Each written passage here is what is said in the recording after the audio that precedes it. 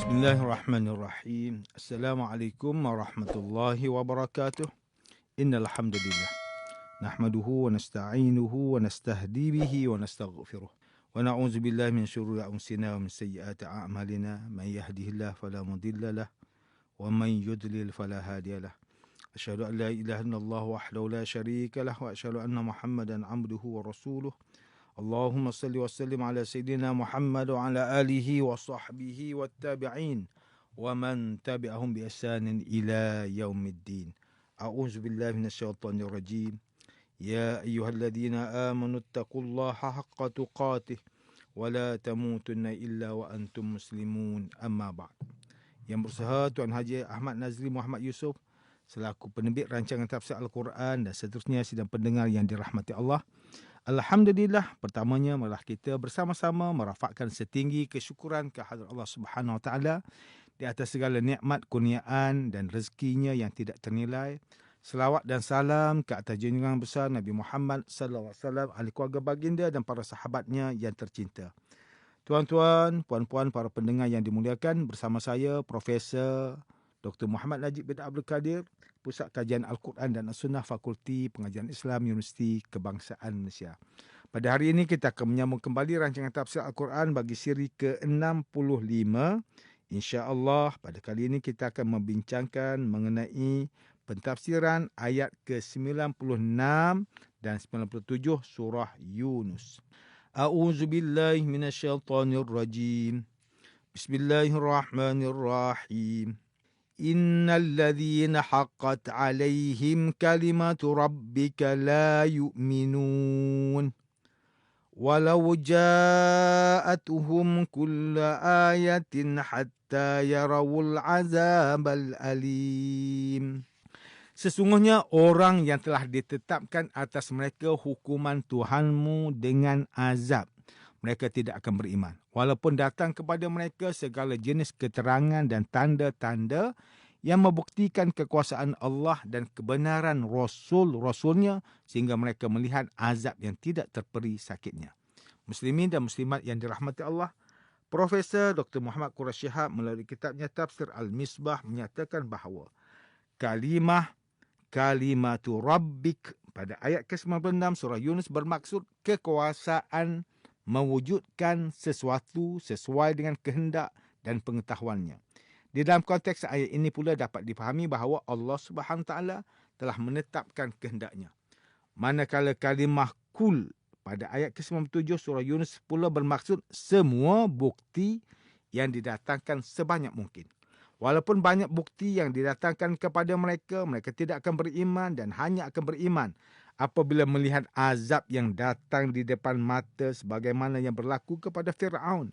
Apabila di dalam keadaan tersebut, iman ketika itu tidak berguna lagi. Adapun jika seksa itu belum jatuh atau terjadi dan hanya datang tanda-tandanya sahaja, maka ketika itu masih terbuka peluang terakhir untuk diterima taubatnya. Sidang pendengar yang dimuliakan, Ustaz Salahuddin Abdullah dan Ustaz Omar Khalid melalui kitab mereka Tafsir Mubin mentafsirkan ayat ke-96 dan 97 surah Yunus ini dengan menyatakan bahawa dengan paparan kisah Fir'aun pada ayat-ayat yang lalu, maka ada baiknya jikalau penduduk sesebuah negeri itu beriman agar iman itu dapat menyelamatkan mereka daripada azab Allah Subhanahu Taala. Hanya kaum Nabi Yunus AS sahaja yang telah berbuat demikian, iaitu ketika mereka beriman.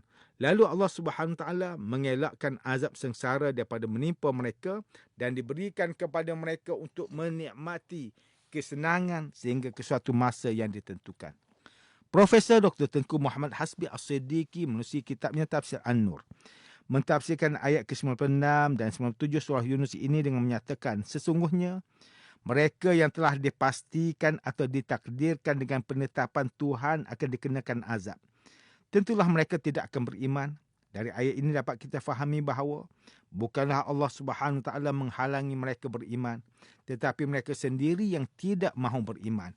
Kerana itu makna yang dimaksudkan dalam ayat ini adalah bahawa orang yang Allah Subhanahu Wa Taala telah mengetahui adanya kebajikan dan kejahatan dalam dirinya, maka terjadilah apa yang telah diketahui oleh Allah Subhanahu Wa Taala. Profesor Dr. Tengku Muhammad Hasbi As-Siddiqi juga menyatakan bahawa walaupun kepadanya telah dijelaskan berbagai ayat, baik ayat Quran ataupun ayat fenomena alam. Mereka tidak akan beriman sehinggalah mereka melihat sendiri azab yang pedih. Tetapi ketika itu iman dan taubat mereka tidak bermanfaat lagi. Dalam ayat ini Allah menjelaskan kebenaran firman-Nya dan apa yang dijanjikannya. Pembicaraan ini secara khususnya ditujukan kepada Rasul, tetapi yang dimaksudkan secara umumnya adalah ditujukan kepada seluruh umat manusia.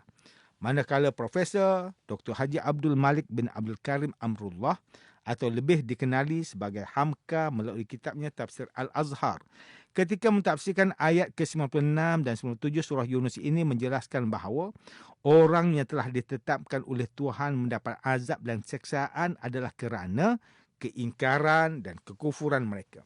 Mereka tidak akan beriman disebabkan kekufuran dan keingkaran itu telah menjadi darah daging sebati dalam jiwa mereka, sebagaimana keadaan Fir'aun yang disebutkan kisahnya di atas, sehingga kepada nafas terakhir pun tidaklah dia beriman, dan setelah dirinya menyedari akan tenggelam, barulah dia menyebut dan mengakui untuk beriman kerana mengharapkan terlepasnya dari bahaya itu.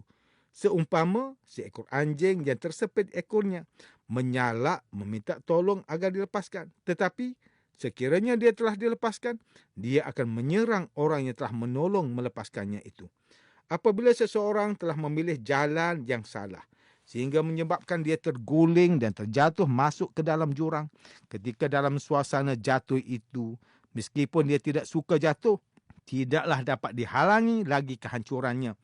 Ini adalah termasuk sunnatullah yang tidak dapat diganti lagi. Hamka menyatakan bahawa ayat-ayat ini diturunkan selepas Tuhan menerangkan kisah Fir'aun mengejar Bani Israel. Fir'aun di dalam seluruh hidupnya telah mempergunakan segala ikhtiar bagi menyekat kebenaran yang dibawa oleh Nabi Musa AS, dan akhirnya setelah usahanya yang terakhir juga gagal dan dia akan tenggelam. Ketika itulah dia mahu mengakui Tuhan. Keadaan ini adalah sebagai satu perbandingan bagi kaum musyrikin yang sedang dihadapi oleh Nabi Muhammad sallallahu alaihi wasallam di Mekah. Selain itu, ayat ini adalah sebagai pedoman kepada umat Islam bahawasanya mereka juga akan berhadapan dengan orang seperti itu di dalam usaha menegakkan kebenaran di dunia ini. Orang seperti itu hanya akan mengambil keputusan untuk berubah kerana terpaksa sahaja, iaitu di saat segala usahanya gagal dan tidak mampu untuk menyelamatkan dirinya. Manakala Profesor Dr. Haji Zainal Arifin Zakaria melalui kitabnya Tafsir Inspirasi, ketika mentafsirkan ayat ke-96 dan 97 surah Yunus ini menjelaskan bahawa kemunafikan tidak dapat dikatakan sebagai mukmin, kepercayaan atau keimanan yang didorong kerana berhadapan dengan sesuatu bahaya yang tidak dapat diatasi, yakni terpaksa, tidak dikatakan sebagai mukmin. Seterusnya manusia itu akan tersedar ketika mana seksaan dan penderitaan telah dirasakan. Tuan-tuan dan puan-puan yang dirahmati Allah, demikianlah tafsir bagi ayat ke-96 dan 97 surah Yunus menurut pentafsiran oleh para ulama. Ayat ke-96 dan 97 surah Yunus ini menjelaskan ketetapan Allah Subhanahu Wa Taala kepada hamba-hambanya yang dikenakan azab kerana tidak mahu beriman setelah datang pelbagai bukti dan keterangan daripada para rasul. Walau bagaimanapun, kita perlu berhati-hati agar tidak berlaku salah faham terhadap ayat ini.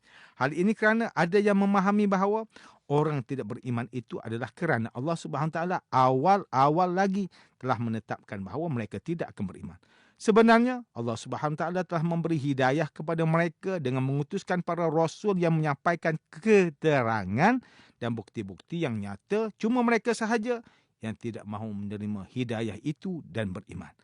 Mereka dibiarkan sesat kerana mereka degil untuk menyambut hidayah itu kerana sikap sombong dan ego. Oleh itu, sikap mereka yang sebeginilah yang menyebabkan mereka mendapat balasan, seksa dan azab neraka. Muslimin dan muslimat yang dirahmati Allah Subhanahu Wa Taala, ayat ke-96 dan 97 surah Yunus ini memberikan peringatan kepada kita bahawa Allah Subhanahu Wa Taala berkuasa menetapkan balasan nikmat atau azab kepada hamba-hambanya berdasarkan ilmunya yang maha luas. Allah Subhanahu Wa Taala telah mengutuskan para utusannya kepada umat manusia bagi menyampaikan risalah Islam agar manusia dapat menjalankan kehidupan secara bersyariat. Manusia yang beruntung adalah mereka yang menyahut seruan syariat yang disampaikan oleh para rasulnya, lantas Allah Subhanahu Wa Taala menjanjikan balasan nikmat. Namun apabila manusia ingkar dan enggan mengikuti segala apa yang disampaikan oleh para utusan Allah Subhanahu Wa Taala tersebut, maka di sinilah punca kenapa Allah SWT memberikan balasan azab. Apabila kita melihat situasi masyarakat pada hari ini, wujud segelintir manusia yang suka menyalahkan takdir agar dapat melepaskan diri daripada melakukan kemungkaran dan maksiat, kemudian menyatakan bahawa kesalahan itu merupakan takdir serta ketetapan Allah SWT. Hakikatnya, alasan ini telah sekian lama digunakan oleh golongan musyrikin seperti yang disebutkan di dalam Al-Quran surah Al-An'am ayat 148. A'udzubillahi minasyaitonirrajim. Sayaqulul ladzina asyraku law sya'allahu ma asyrakna wala abauna wala harramna min syai'.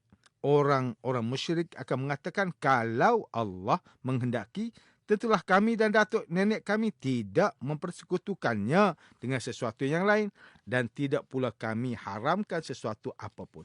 Kemudian Allah Subhanahu Wa Taala telah menjawab persoalan yang dilontarkan musyrikin dalam ayat yang sama. Firman Allah, kadzalika kadzdzabal ladzina min qablihim hatta dzaqu ba'sana qul hal indakum min ilmin fatukhrijuhu lana in tattabi'una illa zanna wa in antum illa takhrusun. Demikianlah juga orang yang dahulu sebelum mereka telah mendustakan rasul-rasul sehingga mereka merasai azab seksa kami. Katakanlah, adakah kamu mempunyai sesuatu keterangan yang berdasarkan ilmu supaya dapat kamu tunjukkan kepada kami? Tiadalah kamu menurut melainkan sangkaan semata-mata dan kamu pula tidak lain hanyalah berdusta. Profesor Dr. Wahbah Zuhaili dalam karyanya Tafsir Wasid li Zuhaili ketika mentafsirkan ayat ke-148 menyatakan bahawa mereka menyangkakan pembohongan mereka itu dapat melepaskan diri mereka. Akan tetapi pembohongan mereka itu tidak berasas sama ada dari segi ilmu atau akal. Ini disebabkan mereka membohongi Rasul. Allah Subhanahu Wa Taala tetap juga akan membalas dengan azab dan seksa oleh kerana sifat Allah Subhanahu Wa Taala yang maha adil dan disebabkan ikhtiar mereka serta usaha mereka ke arah kekufuran. Sidang pendengar yang dirahmati Allah, antara pengajaran yang boleh kita ambil daripada tafsir ayat ke-96 dan 97 surah Yunus ini ialah, pertama, umat Islam hendaklah sentiasa sedar bahawa Allah Subhanahu Wa Taala maha adil dan maha bijaksana dalam menetapkan sesuatu perkara. Allah Subhanahu Wa Taala tidak akan menurunkan azab kecuali selepas diutuskan para rasul bagi menyampaikan risalahnya. Oleh itu, setelah manusia itu sendiri enggan dan sombong untuk menerima hidayah itu, maka sikap itulah akan mengundang azab Allah Subhanahu Wa Taala.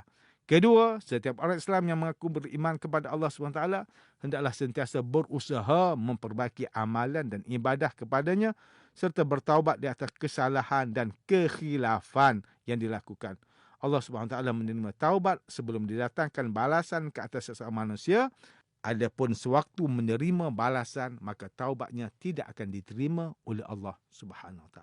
Tuan-tuan, puan-puan para pendengar yang dimuliakan, sekian sahaja rancangan tafsir Al-Quran pada hari ini. Semoga kita semua mendapat manfaat daripada perbincangan ilmu ini. InsyaAllah, mudah-mudahan kita akan bertemu lagi pada siri rancangan tafsir Al-Quran yang akan datang.